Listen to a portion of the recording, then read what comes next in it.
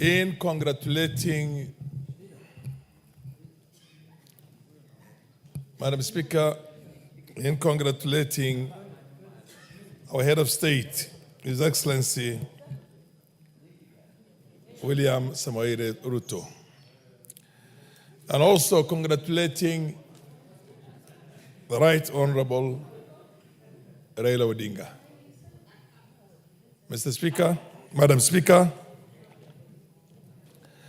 I've had the fortune and the experience of having worked with Raila for over 30 years. And the one thing that, regardless of whether you like him or you don't like him, that you must admit is the energy he has and the passion he has for transformational politics. I also happen to know, as also one of the founder members initially of ODM, our president, William Samoei Ruto, because I campaigned with him in the 2007 elections when we were in the same party.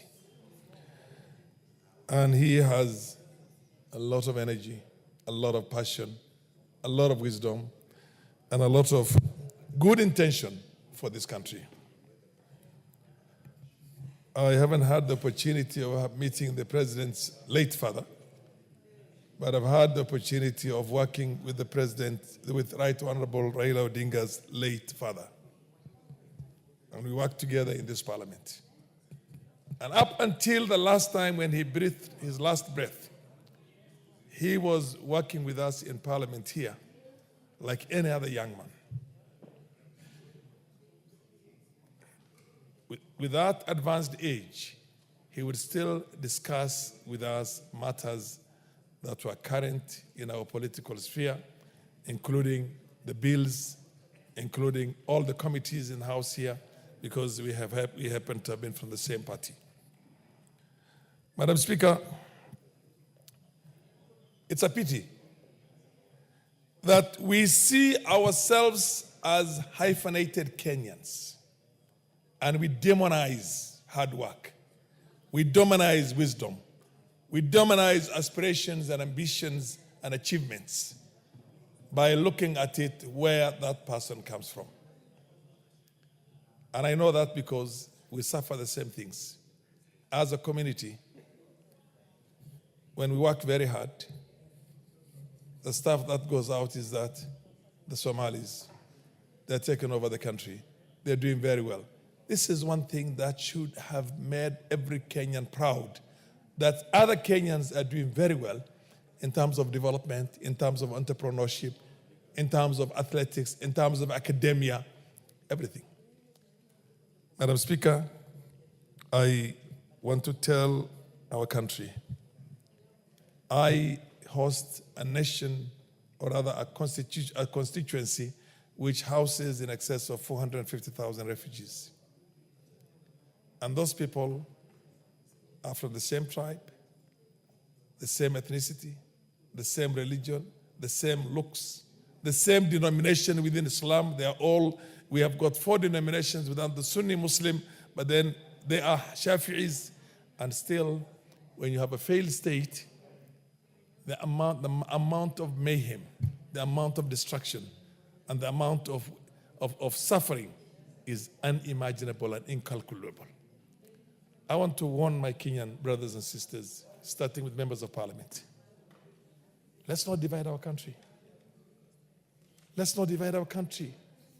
Look at the Congo DRC in the period of time since Mobutu Sese Seko was overthrown. They've lost about 6 million lives.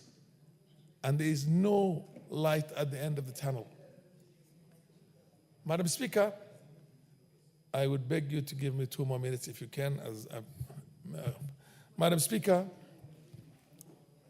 we are 44 nations in this country here, with 44 different languages, with different looks, with different regions.